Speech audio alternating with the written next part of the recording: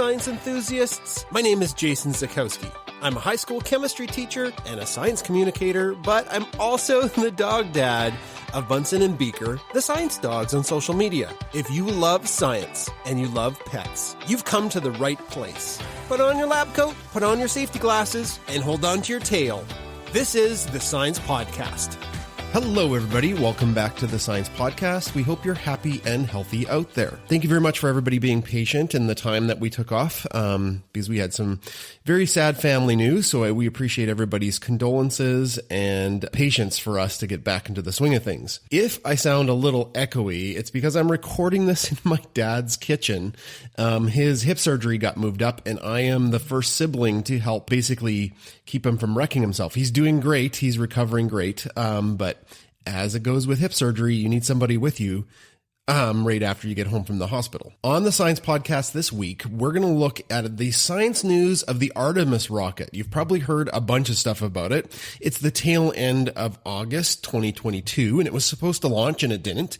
Let's just go into a little bit of a deep dive about what's going on with that rocket. In Pet Science, we got forwarded this article by multiple people on social media.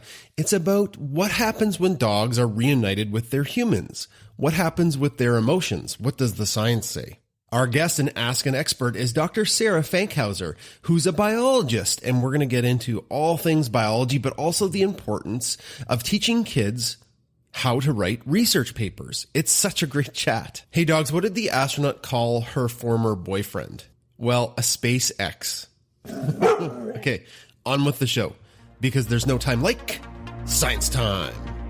This week in science news, let's talk about the Artemis rocket. Now, I'll get it out of the way that you know if you listen to the Science Podcast, I am a space nut. I get so excited about outer space. My wife, Chris, is very excited about space as well. We watched all of the rovers land on Mars. We watched them take off from Earth with bated breath. I may have shed a tear or two when the first Webb photo, the JWST photo, came back of the new deep field. So it was with a little bit of sadness, but of course I understand it that the launch for Artemis 1 didn't occur today as it was supposed to. Today is August 29th, so it's ironic I'm recording this the day that the Artemis rocket was supposed to launch, and I was going to start with this with being all excited, but I believe it was like one of the engines, engine 3, had some kind of weirdo leak to it, and of course you don't want something like that to blow up, so it's been postponed for about a week, so maybe on next week's podcast we'll give you a little bit of update. Now, why is the Artemis 1 such a big deal? Artemis 1 is the SLS system that will take humans back to the moon for the first time since the 70s. And it's going to make the moon a base for future exploration into our solar system. Now, the first launch of Artemis 1 is not going to have any astronauts on board. It's going to be uncrewed. So there's going to be no humans on board. We'll get to some other stuff that's on this rocket a little later. But this is proof of concept. Everything in the rocket is going to be there the second time. The only difference is that there'll be people on the rocket instead. So they've got all of the food, they've got all of the water, they've got the spacesuits. Everything in the Artemis rocket that was supposed to launch today would have contained the stuff the astronauts will need to get there and back for the second launch. What's very exciting about this too is, if they do show this is safe, everything goes well, and then they decide to throw the astronauts in there for the next couple launches, it's going to be taking the first woman and the first astronaut of color to the lunar surface. So exciting, very groundbreaking. So the SLS, or the Space Launch System, and the Orion spacecraft, NASA's been making this for decades. My family was really lucky to go to Florida to the Space Launch Center there, the Johnson Space Center, and we saw the Orion capsule. They had it on display, and they're like, this will be used to send astronauts to the moon in the future. And this was like a decade ago. And I was like, cool. Because at that time, I think the astronauts were hitching a ride with the Russians to get to outer space. There wasn't even SpaceX back then. So let's talk a little bit about what Artemis 1 is going to do. Had it lifted off perfectly, when it does go off, it's going to have multiple sections, kind of like the Apollo rocket. So different parts will fall away, and then it will launch the crew capsule finally from the final rocket, and that will take the crew capsule in an orbit around the moon. And it's not going for a short period of time. Okay, it's not going there and coming right back. It's going to circle the moon for 2 weeks. After the 2-week orbit, it will use the moon to slingshot itself back to Earth, and then it will have a splashdown somewhere in the Pacific Ocean, I believe off the coast of San Diego. So the whole thing is supposed to take about 42 days. So again, this is not a short mission. This is not like sending somebody to the International Space Station, which has an established place in low Earth orbit with tons of food. We already know that it works. This is sending a piece of technology into the unknown for a long period of time, a piece of technology that hasn't been proven yet. It will also stay in space longer without docking than any other spacecraft in history. And it's going to get pretty close to the lunar surface, I believe about 100 kilometers off the surface. And as it spins around, it's going to pick up a little bit of speed. So it needs less energy to get back to Earth. Now, as I mentioned, the main goal of this is to prove that this is going to work with very precious cargo, humans inside it. Some of the technology that they need to test for real before they throw people inside it is the heat shield, because that heat shield needs to protect the astronauts when it comes blasting back through Earth's atmosphere. The heat that is produced from friction as a capsule or as a spacecraft returns to Earth is crazy hot. It's bananas hot, 2,700 degrees Celsius. And then also it's got to splash down, and they have to make sure that works so it doesn't, sink, or they can find it quickly to get the astronauts out of it. The only thing that is missing is astronauts. They've got some other stuff that's hitching a ride, and they're these adorable little CubeSats. And they're called CubeSats because they're tiny. They're about the size of a shoebox. Once the SLS rocket gets the capsule going towards the moon, that's when the little satellites are going to go pew, pew, pew, pew, pew. They're going to go on their separate ways and take a whole bunch of data. They're going to take a look at organisms like yeast in outer space. They have little science experiments inside them, radiation. One of the CubeSats is going to take off and go towards an asteroid. They're all going to be doing their own little experiments. They're like roving, wayward scientists. So to quote what we talk about with Beaker, they're going to be beakering everywhere once the SLS launches. The stand-in for the real astronauts are dummy astronauts. The humanoid-ish dummies that are there, right? Because they want to make sure that there's a stand-in for those astronauts, both for weight. I think they're also taking readings on the bodies of the astronauts. So they've got some kind of like gizmos on these fake astronauts, but the fake astronauts are called Moonkin Campos. It's named after an engineer that helped return Apollo 13 safely to Earth after it just about didn't make it back.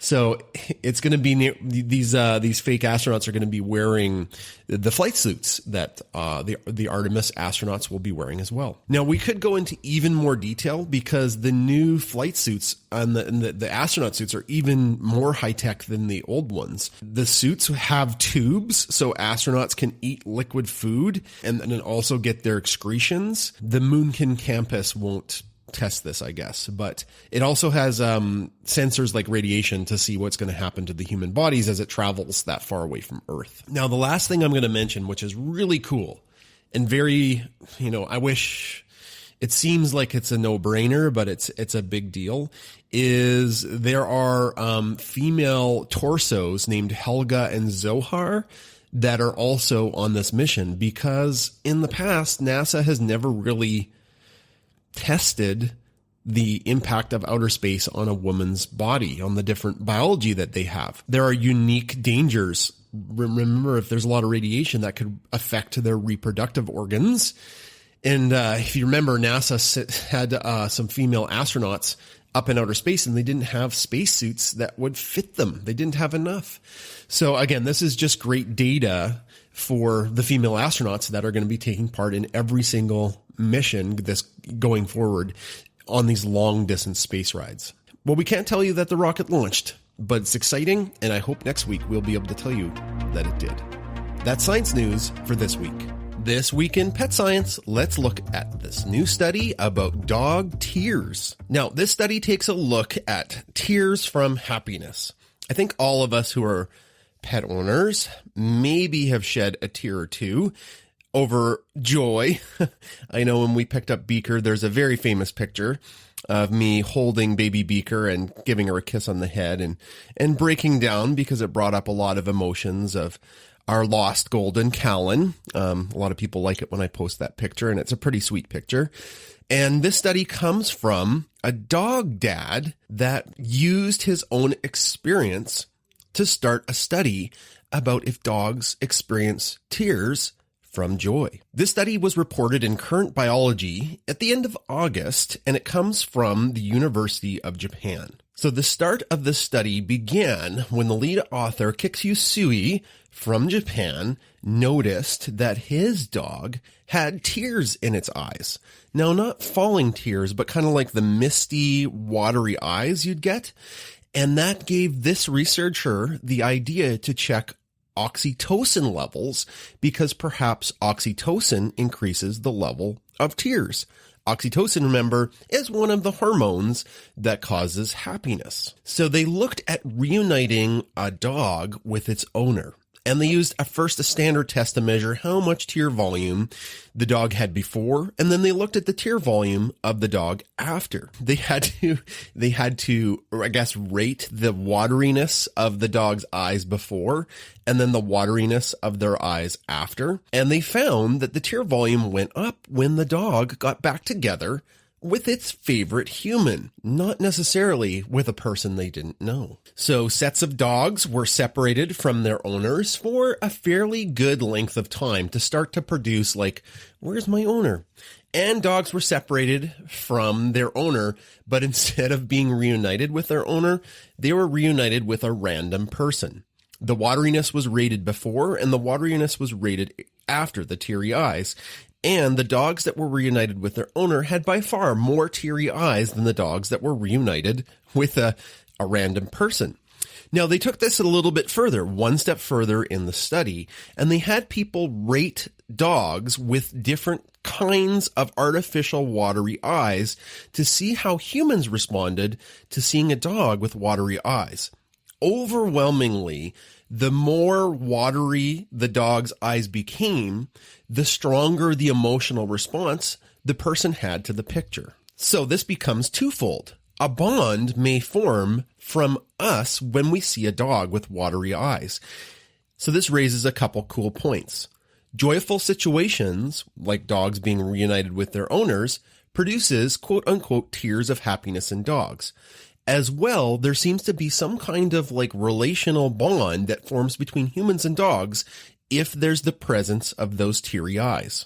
It's entirely possible over the thousands and thousands of years that humans have shaped dogs that positive interactions with humans caused this teary eye process to start because the dogs that had it maybe were cared for a little bit better. Check it out for yourself. Take a picture of your dog before you leave them for the day of work, or if you're going to be gone for a while, and then take a picture of them when you get back. See if they have those teary eyes. We're going to do that with Bunsen and Beaker, and I'll let you know what we find out. That's Pet Science for this week. Hello, everybody. The Science Podcast will always be free to download and listen to. You'll never have to worry about paying for it. But we have some amazing ways that you can help us out with running the show. The first one is to think about becoming a patron on Patreon. And we call our patrons now the Paw Pack. There's a whole bunch of awesome perks and different tiers of support. We also have a very detailed and excellent merch store. You can check it out. There's also the Beaker Stuffy on our store and a whole bunch of comfy clothes. The third thing you can do is give us a good rating. Rate the podcast wherever you're listening to this. We'd love to get a great rating from you. Okay, back to the show. Time for Ask an Expert on the Science Podcast, and I have Dr. Sarah Fankhauser who's a biologist with me today. How are you doing today, Doc? I'm doing great, Jason. How are you? I'm good. Every time I interview somebody, I'm in random places in my life. Right now, I'm in my classroom, and there's a giant thunderstorm rolling through. So if you hear like a bunch of noise in the background, it's not my dogs. Normally, it's my dogs being silly, but this time it's actually weather. So aside from that, I'm doing good. I hope you're doing well as well. So. Yeah. If you could send some of that rain over here, we would really appreciate it because it's like 1,000 degrees. Oh, where are you in the world? Where do you live? Close to Atlanta, Georgia. And okay. I may have exaggerated the temperature by just 1 0. So 100, not 1,000. And this is Fahrenheit, right? Because if that was Celsius, you'd be dead. Yes, exactly. So Sarah introduced you as you have a doctorate in biology. What's your education background there? Yeah. So I grew up loving science and went to Georgia Tech and pursued my undergraduate degree in biology. Mm-hmm. And when I was at Georgia Tech, I worked in this lab where they studied bacteria. And I was like, oh my gosh, I love everything about bacteria. I want to make this my life. Like all I want to do with my life is study bacteria because there are these single cell organisms that can do so much, and including kill you, which I thought was fascinating.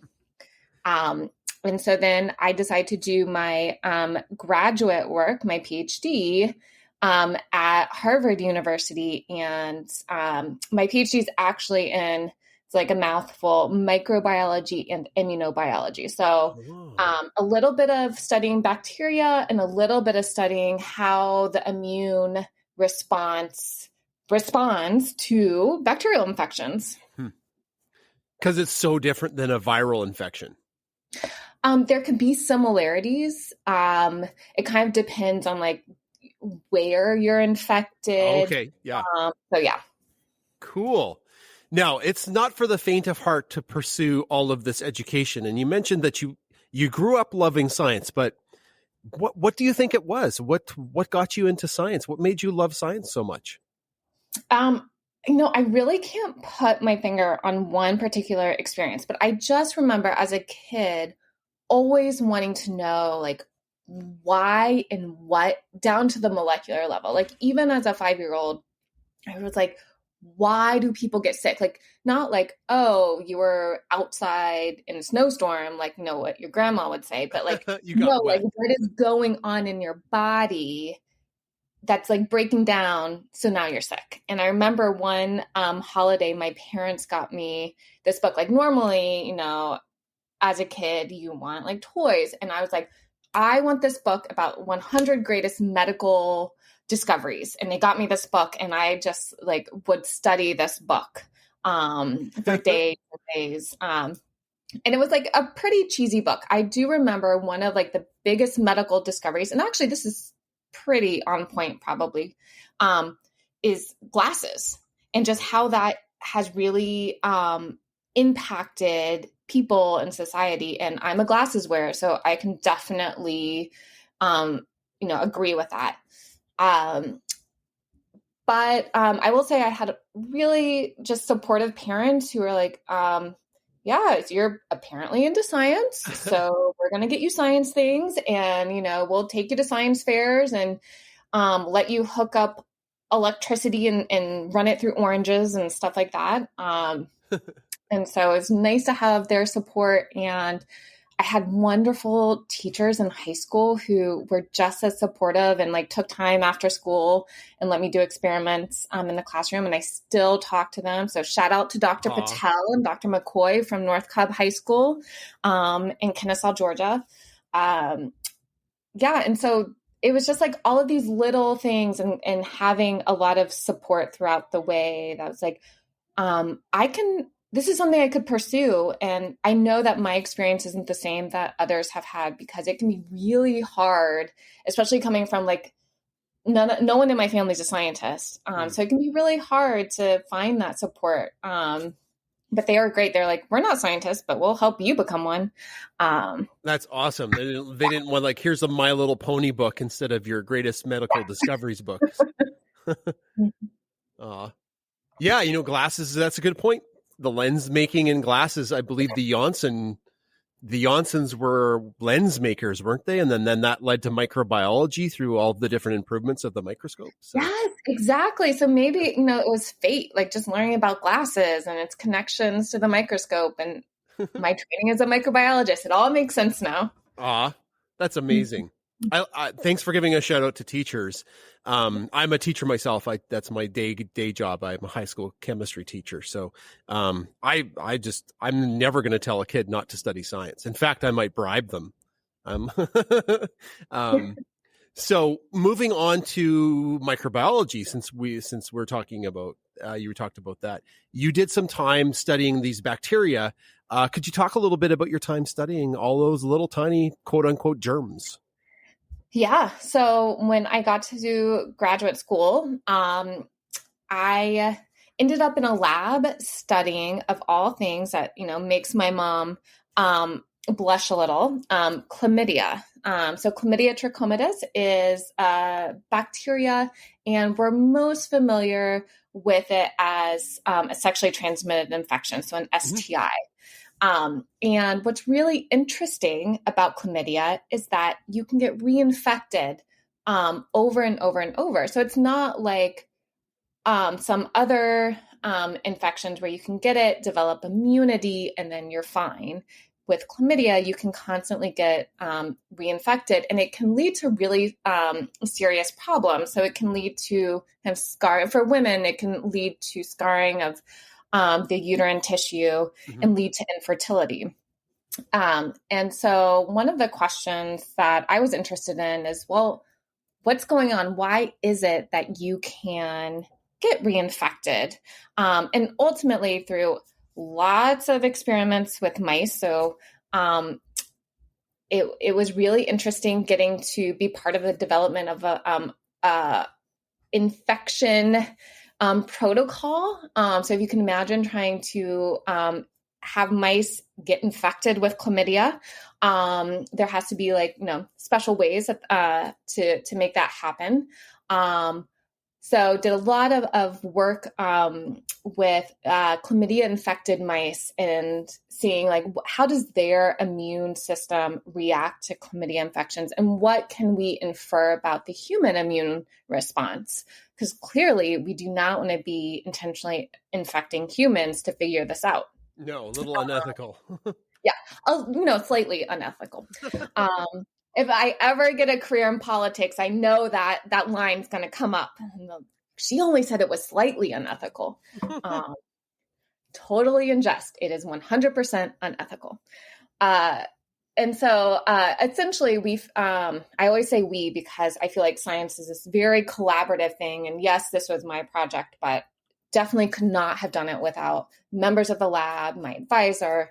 But essentially we discovered that there is kind of a breakdown in the immune response in the mice. And there's this one particular molecule called PD-1 that and PD-L1, which chlamydia infection causes an increase in the production of these molecules, which essentially causes the immune response to shut down. And so that is part of the reason why we really can't develop a good immune response to chlamydia, because in the initial infection or in the infections in general, it actually actively shuts down the immune system. And so that was a really exciting finding and got me really interested in the connection between bacteria and our own bodies. And then when I actually did my postdoc, so if you don't know, after graduate student, it's not like, yay, I am a professional scientist now. It's like, no, you probably need even more training. And so you do this thing called postdoc, which is in all intents and purposes, like being a graduate student all over with a slightly better salary. Okay. And so I did my postdoc at Emory University, studying a different pathogen called Burkholderia, and it can infect the lungs. And so I went from infecting mice in essentially the vaginal tract to infecting mice in the lungs and looking at kind of how mice respond to Burkholderia infections. Yeah, and so that's kind of my background in microbiology.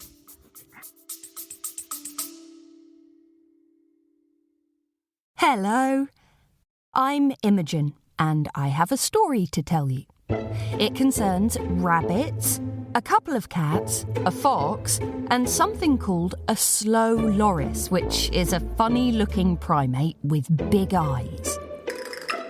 The story in question has a kidnapping, a daring escape, and later I think there's a cow made of chocolate.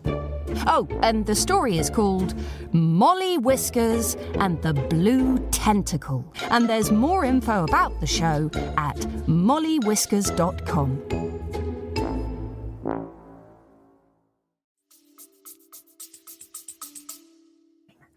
Okay. And I mean, I'm fascinated by this. I've got a whole bunch of follow-up questions, but I can see how this is not the average thing you would be discussing at the dinner table with non-scientists.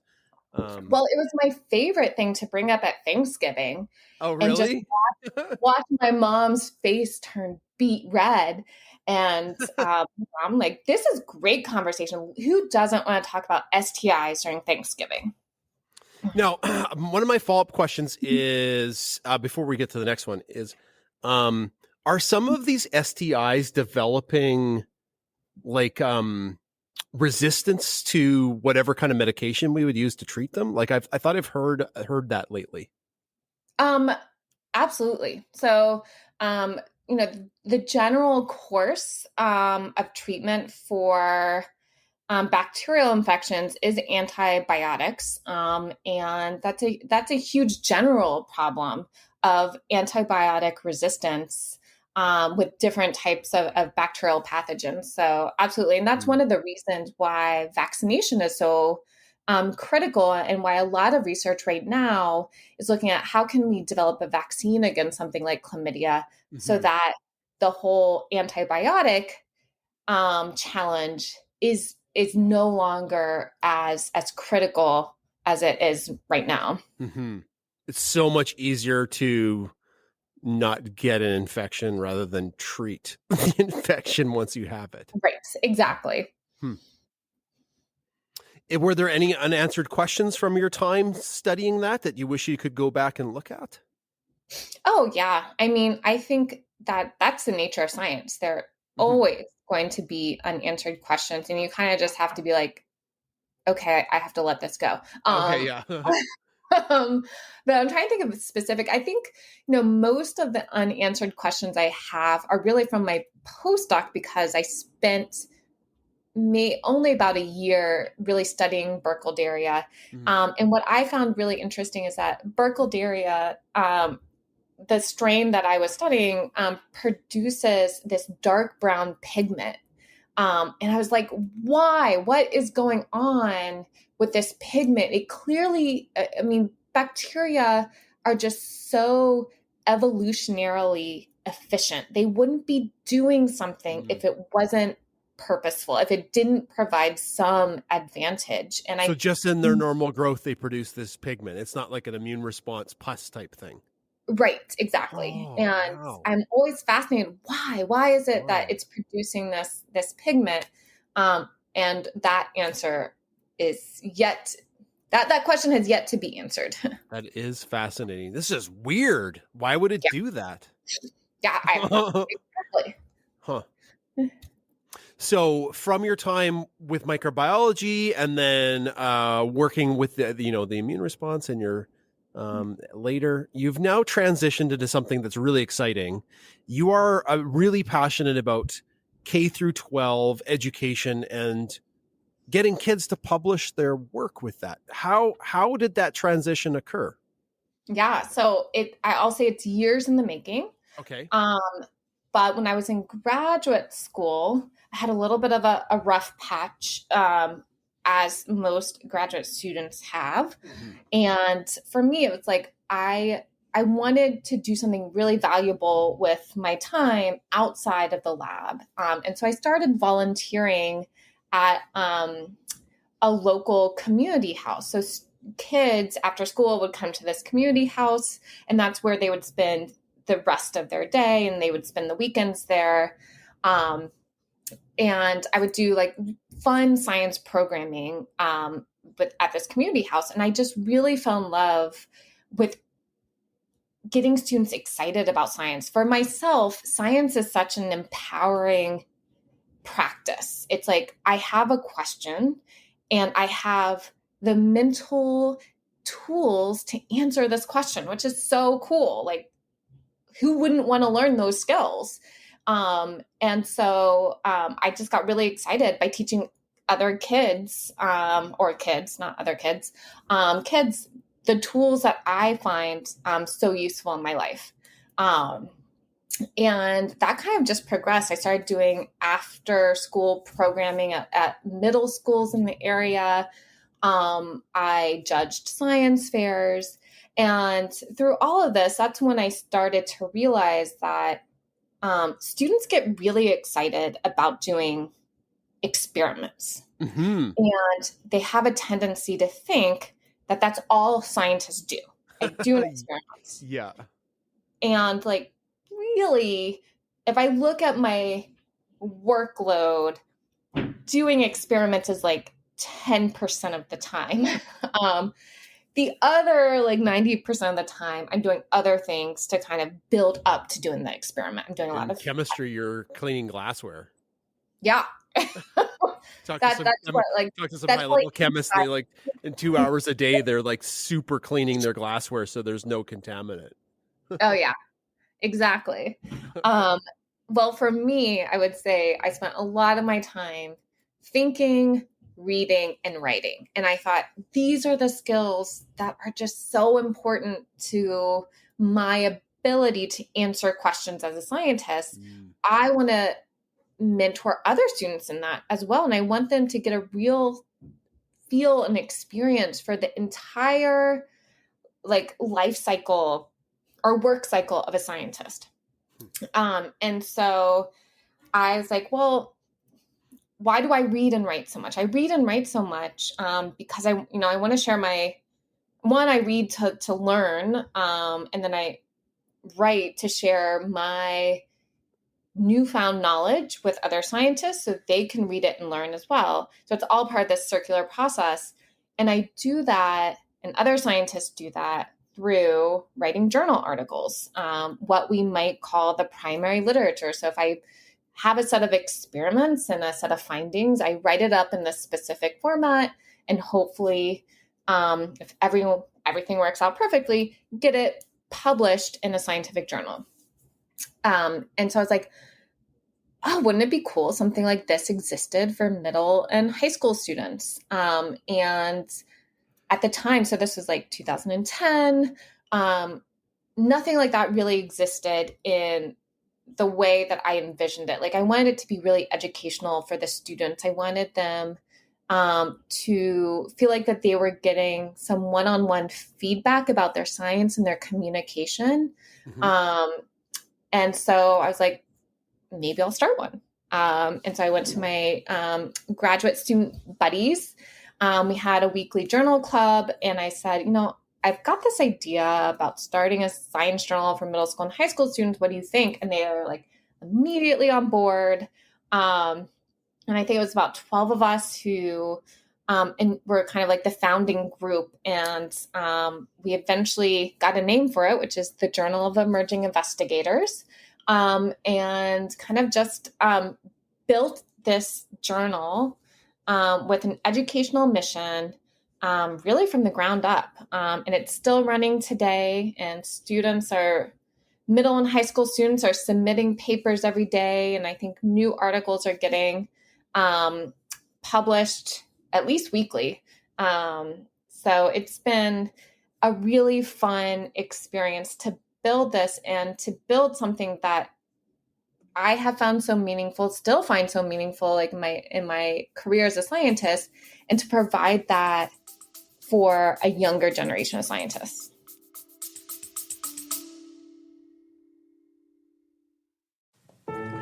Each year, an average of 10 tropical storms develops over the Atlantic Ocean, the Caribbean Sea, and the Gulf of Mexico.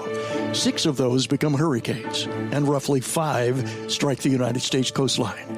Every week during hurricane season, we talk with tropical weather scientists, forecasters, hurricane hunters, and broadcasters, and hurricane chasers. Hear their thoughts and stories about their research, forecasts, and experiences with hurricanes on the Hurricane Center podcast.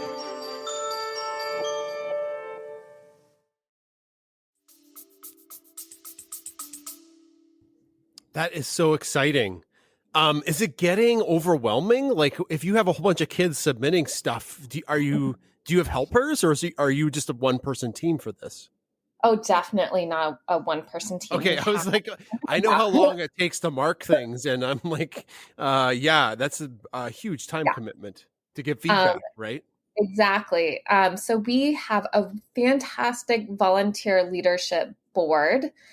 So we have a whole editorial board. We also have an outreach branch, and they're all mostly graduate students, a few postdocs across the country who are really running JEI at this point.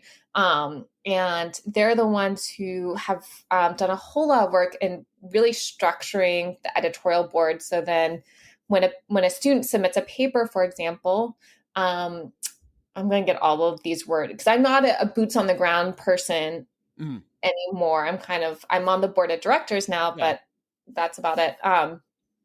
So a student submits a paper and it goes to a head editor, and the editor says, okay, well, this paper is about microbiology. So I'm going to go and find 3 or 4 other graduate students who study microbiology to provide the feedback, what we would call the peer review. And so there's a whole structure in place. And then when the paper is ready to be published, it goes through copy editing. So that's a whole different branch. And then proofing, which makes it takes it from a Word document to like a really pretty, fancy, professional looking journal article. That's so cool. And do these guest editors or volunteer editors, do they have I'd imagine they're maybe a little bit more forgiving since you're dealing with kids. Oh, absolutely. Yeah. Okay. That's like the main instruction that we have. So I'm still a reviewer, and I just got a request today to review an article, and I'm definitely told remember this student is in 10th grade, so don't be a jerk. Yeah. I would imagine the younger you get, the more adorable the projects become too. Yeah. Yeah. I stuck a magnet to a fridge. This is what I think. So I think one of I have a few favorite articles. One, 2 kids looked at the absorbency difference in like different types of diapers, and I was like, at the time, pregnant with my daughter, and I was like, oh, I need this information in my life. Yeah, that's good. Yeah, good information there. And then there's another article about different fonts and how different fonts obviously take up less space, different amounts of space on a piece of paper, and which font might be kind of more sustainable because it takes up less space, and therefore you would have like less paper to print. I don't know, and less ink usage. So I thought that one was a cool paper as well. I know some high school kids would want to know that so they could pick the biggest font, so they have to write less if you're being marked on Comic Sans. That's your Comic Sans, yeah. Zaf Dingbats. Yeah. But that's just like pictures, I think. I don't even know if that exists anymore. That's like back in the day. Oh, it does, because I've got Dingbats. Okay. Yes. I still have students who try to slide that one through our Canvas system, and I'm like, I need real letters. I love it. That is so cool. Is there a website for this? Like if we were to tweet about this or put it in the show notes. Is there a link people can go to check out some of this stuff? Okay. It is www.emerginginvestigators.org. Okay. All right. I got her. Oh, I see it in the chat. Perfect. Thank you. Okay. I'll cut this a little bit, but I'll make sure that's in the show notes. Oh, thanks. Doc, have we covered what you wanted to talk about here? Can we move to the next question? I don't want to cut it short. Yeah, I think we got it all. Okay, Yeah. perfect. All right, awesome. Well, that is super. We'll have a link to Emerging Investigators in the show notes. So those of you who are listening, you're one click away, but make sure you're not driving. Don't be screwing around with your phone while you're driving, folks. The next couple questions on the podcast are our staples. They're fun ones. We get to know a little bit about the guest outside of what they do. The first one is a pet story. Could you share a pet story from your life with us? Yes. When this might be long, so I just have to start from the beginning. When my daughter was 6 months old, we were visiting friends who had a little terrier, and I never knew that a 6-month-old could love animals as much as my daughter. And when we saw her interact with this dog, my husband and I were like, "Oh my gosh, now we have to get a dog now." And so we got home and we did indeed get a dog. We went to our local animal shelter, and that is where we have found our little furry love of our life, Jacket. That's short for Yellow Jacket, as in the mascot for Georgia Tech, which is, again, where I did my undergrad. And so Jacket and my daughter have grown up together, and they have developed similar personalities in the sense of they're both ridiculously competitive. And I never knew a dog could be competitive, but he has to be first in everything. So if we're going on a walk, he has to be the leader. Like you cannot walk in front of him. Otherwise he'll like nip at your ankles. And every night we'll be sitting in the living room, and it's time to take my daughter up for bed. And we'll say, "Okay, it's time." And Jacket will just jump off the couch and run up the stairs. And my daughter and I run after him. And it's always a race to see who can get to her bedroom first. And he always has to win. And so we call him like a little Napoleon, because he thinks he's like this big, powerful dog, but really he's like 16 pounds and really couldn't do a whole lot of damage at all. But he thinks, he thinks very highly of himself. And I just think it's so funny how he's developed this personality of always having to be first, always being competitive, and very much like an alpha dog, even though he's really more like a zeta dog. Our golden, she has to be first. When we're walking, so we got Bunsen and Beaker, and Beaker's the Bernese, or Beaker is the golden and Bunsen's the Bernese Mountain Dog, and Bunsen could care less. He just like plods along at the Bunsen speed, we call it. But that's very funny. That's similar to Beaker. She has to be with the first person in the family, and if she isn't, it's a big problem. Like she cries and jumps and tries to pull forward. Mm-hmm. So is that like your guy? Yes, exactly. But he's probably a little more aggressive. Like he will nip at your ankles. Oh my goodness. Like, get out of the way. Like, no. Let him come first. Yeah, he's like, "No, I will be in front of you." So yeah, it's funny. I really wonder, like, what is it that makes dogs have this characteristic? I don't know. That is very interesting. I'll have to ask some of our trainers we have on Spaces that question. I'll store that in the pocket. That's an awesome dog story. Thanks for sharing. Yeah. The other staple question is the super fact. The super fact is something that you know when you tell people and kind of like blows their mind a bit. Could you share a super fact with us? Yeah. So what's interesting is that I was thinking about this question, and I was like, yeah, but everything I know is like common knowledge. And I think it's really hard to think like, what is a super fact? What is something that you as a professional know that isn't common knowledge? Because once you're in the field for so long, it seems like everything is common knowledge. But I did come up with something. It was actually one of my most favorite things to teach my students. And we often, so it kind of is around inheritance. And I think it's common knowledge that you inherit DNA, right? Right. Okay. And we always think like physical characteristics can be inherited because they are encoded in the genes that are in your DNA, right? So, like, Okay, yeah. someone has brown hair, there's a gene for that in the DNA, and that can be passed on to offspring. Yeah.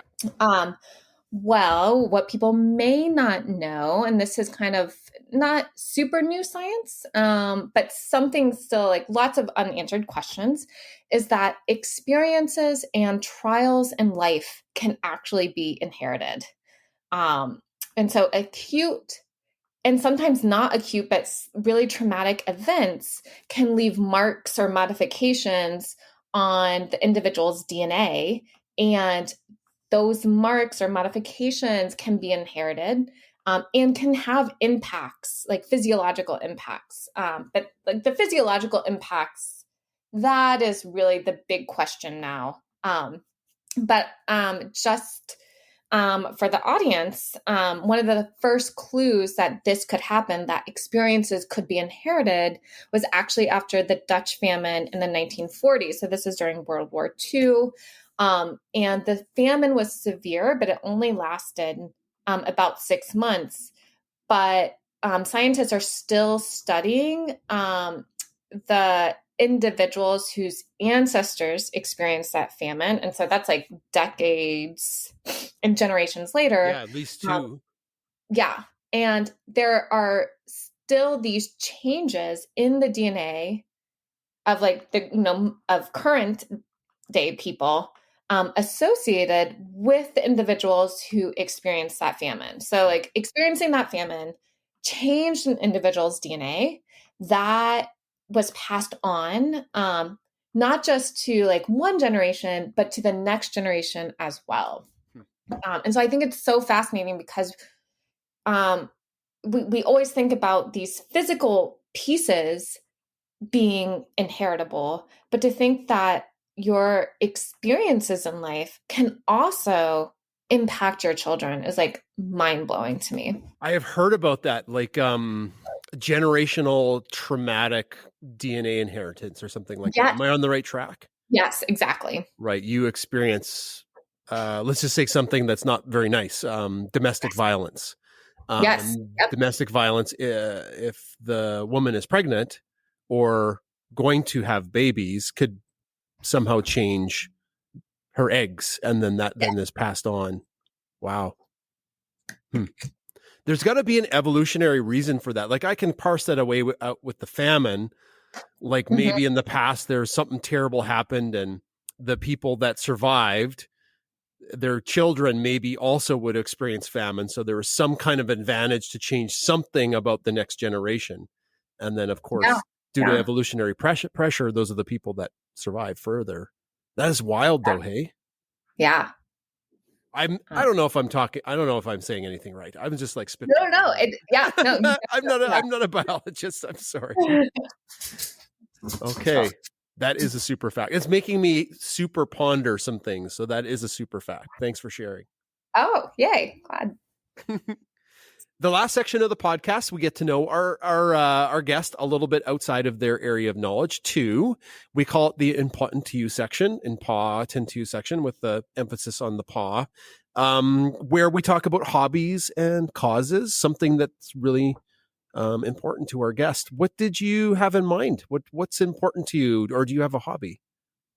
So I can talk about two things. One, a cause that is near and dear to my heart, which started as a hobby. That would be the Journal of Emerging Investigators.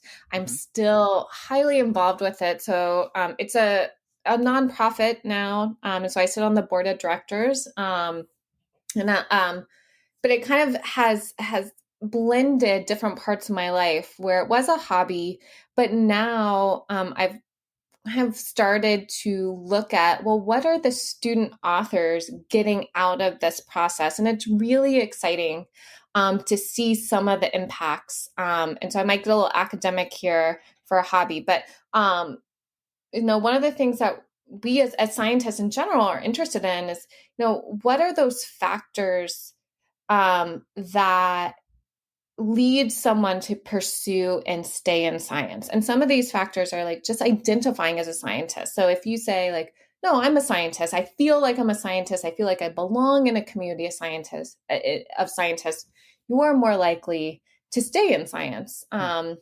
And for the student authors who participate in publication with the Journal of Emerging Investigators, they are more likely after the process than before to say that they identify as a scientist, that they feel like they belong in the community, that they feel self-confident in their scientific skills. So for me, like JEI, the Journal of Emerging Investigators, started as essentially a hobby. And now I'm realizing more broadly beyond just the journal that students can gain a lot of meaningful benefits from participating in this type of activity or experience. And I think a lot of it comes from all of the positive feedback and advice that they're getting from the graduate student reviewers. And so for me, it's really exciting to think, well, how can we broaden this? How can we give this type of experience to more students? And maybe it will encourage them to pursue science and make them really feel like, no, your ideas are super valuable and you can be a scientist. So in terms of causes, that's my number one cause. And it's really where all of my free time, I would say a lot of my free time goes. My free time also goes to hiking. I love to be outside. And a few years ago, I took a field botany course. Oh, fun. It was super fun. And it again was like this empowering experience where, I can be outside and I actually know what is surrounding me. Like I can identify. I'm not really good at it. Trust me. I have You're like Claire from Outlander. Yeah. Have you seen that TV show? I have. I'm not familiar though with the connection to field botany though. Oh, she's like knows all of the herbs and stuff. Oh. Okay, never mind. Off topic. Anyways, you could go back in time and tell all that you'd be okay with all of the herbs out and around you. Well, see, I would probably poison someone. Oh, okay. Yeah, I'm not super familiar, but I can do trees pretty well. And I don't know, I just love being outside and being able to say like, oh no, that's an oak tree or that's a sycamore. That's pretty much the extent of my knowledge. And it's just fun. And I feel like when I'm outside it's a whole family adventure, but I feel like there's nothing I have to worry about in this moment. I can just be outside and look at trees and, make sure my heart rate's not getting too high and I'm good. That's all I have to think about. There's such strong evidence for just being outside and being just being mindful and letting go of the past and the future. And you're just in the now, right? Like there's huge evidence that's so good for your mental health. Yep. We live in Alberta, Canada. So we are very lucky where we get to hike. The Rocky Mountains are only an hour and a bit away from us. So that's fabulous. Yeah. Now, you said you're in Georgia. Aren't there like some kind of mountains there too? The Appalachians or something? Yeah. Like, they're sort of mountains. Yeah. Yeah. I think you would call them sort of mountains. Okay. Florida, which is obviously right south of us, would be like, no, those are definitely mountains. Well, they're below sea level, so just normal ground is mountains to them. Yeah. Sorry, people from Florida. I can't tell you. I think the highest peak I'm totally going to get this wrong. It's probably less than 5,000 feet. So it's okay. It's a hill. It's okay. It's cool. I've seen pictures. It's gorgeous. They're very pretty. It's really pretty. And I think my family and I are going like Appalachian adjacent in mid-July. So hopefully we won't be like dying of heat then. Well, I hope not too. Yeah. That's great. As an educator myself, and I am big proponent of science communication, and getting kids excited about science and just telling kids that they can do it. Right. That's the main thing. Like, who knows? I don't know what happens in kids' lives that some of them get to me, and like, maybe a teacher for the first time ever has said, "You could do this," and they're like, "What?" And just having people in kids' corners as they grow is a big deal. So what you do with that journal is so impactful and important. Thank you. Yeah, it's so Thanks. cool. I can't Yeah, and imagine how excited the kids get when they get published. yeah, I think it's a pretty big deal for them, as it should be. Yeah. Yeah.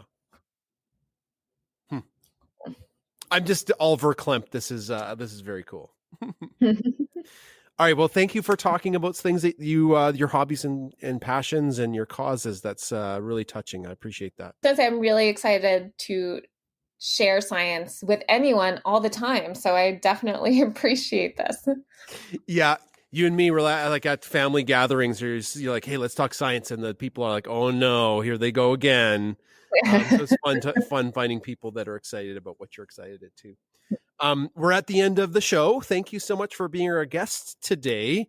Now, we talked before that you don't really have a social media account on Twitter, but are there, aside from the Emerging Investigators website, is there any other website or something people could check out? Sure. I just have to go and find it. There's my website associated with Emory University, which is where I'm a professor. And so I can put that. That one's like a really long title or long address. So I'll just put it in the chat. Okay. And people can access it while they're not driving, of course. That's right. Even while mowing could be dangerous. I don't know. Like we live on a farm, so we have one of those ride-on mowers. I've tried to use my phone and I was like, "Oh, I just about ran over a tree. This is super unsafe." As long as you don't run over the dogs. Yeah, no, they're not anywhere nearby. Okay, you betcha. We can make sure those links are in the show notes. Awesome. All right. Again, from me to you, thank you so much for being a guest on the Science Podcast. This was such a good chat, and all the best in the future. Thank you, and thank you so much for having me. Okay, it's time for story time with me, Adam. If you don't know what story time is when we talk about stories that have happened within the past 1 or 2 weeks. Dad, do you have a story? It has been a while since we've talked story time with Bunsen and Beaker and Ginger. So I'm going to fast forward to a really recent story. I've been babysitting my dad for the last 4 days because he got a hip replacement and I'm his support person. So I've been away from the dogs. I've been away from everybody. And it's been very weird, but it's good because I've been able to hang out with my dad and make sure he's not going to hurt himself. But when I came home today, it was really sweet. The dogs, Bunsen and Beaker, they were so excited to see me. I hadn't seen them in a while. And after I had something to eat and I sat down on the couch, both of them were fighting over who got to come up on the couch to cuddle with me. Bunsen won. And then that's when Adam noticed he was way more cuddly than normal, especially with me. He normally does that with Chris. Bunsen will get on the couch and lay down and put his head on Chris and get all lovey-dovey. And Bunsen was doing that with me. So that was really sweet. And then Beaker did the same thing once Bunsen got sick of it. So it's good to know that when I'm gone and then I come back, the dogs do miss me. So that's my story. That's a really cute story. Mm-hmm. Makes me a little bit jelly. Oh, because for 1% of the day, the dogs don't love you the best? I wasn't home, so I don't know if that means that they love me the best, but I'm not sure. You know what? I have a story about Ginger. Can I have Ginger? There we go. We got her meow. So when I am awake in the morning, I open my door and guess who's right there? Ginger is right there. And because I had some nice clothes on my chair, Like as soon as you walk into my room, there's like 2 chairs. I put some nice clothes for my first day of school on the chair today. And I was like, Ginger, sorry, you can't come into my room today. And I like sort of pushed her out, and she was unhappy, but like I spent some time with her outside. And I don't know if I've told this story on the podcast before, but Ginger will wait outside of the bathroom for me to finish showering. And then I'm done showering and I open the door and she's right there and she meows at me. She goes, meow. And then she tries to come into the bathroom. And like while I'm leaving, so she gets all up in my way. It's like that with every door though. Like I'm behind a door and I open the door and she tries to go in where I just left. But the bathroom in the morning is especially annoying because I'm slightly wet and she's right there and she gets fur all over my legs because fur sticks to the wet. But yeah, that's my story. Ginger being outside of every door somehow. You open the door and Ginger's there. Yeah, so that's my story.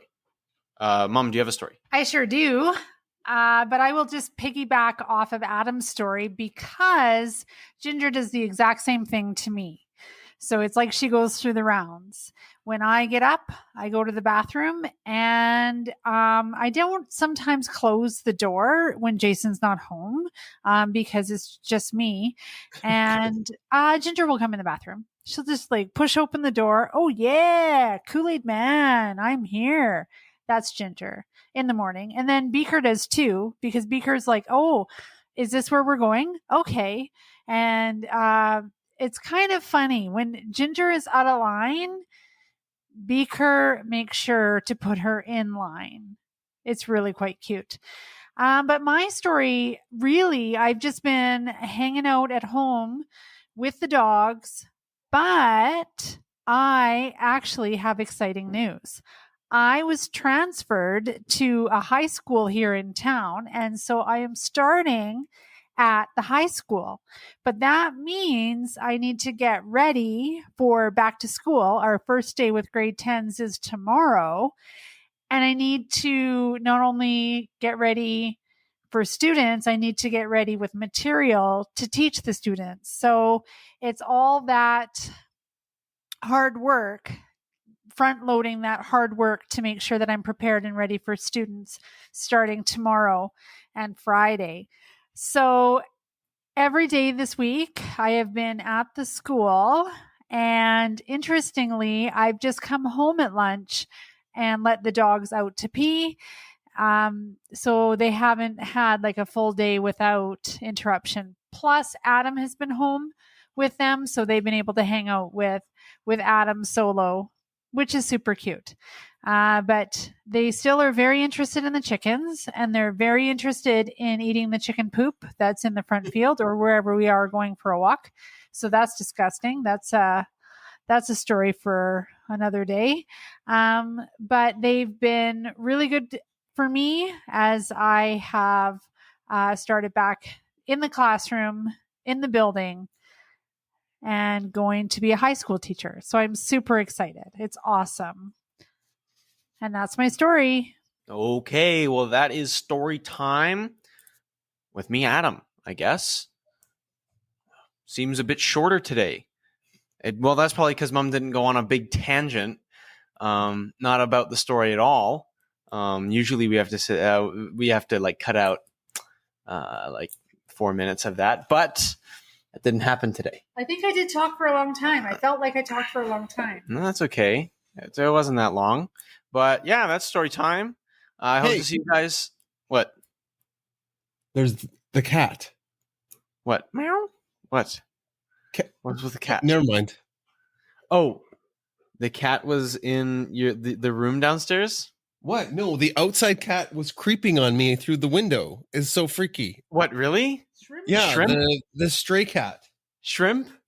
Yeah, its face was on the window. I thought I was like hallucinating due to lack of sleep, but it was definitely the stray cat.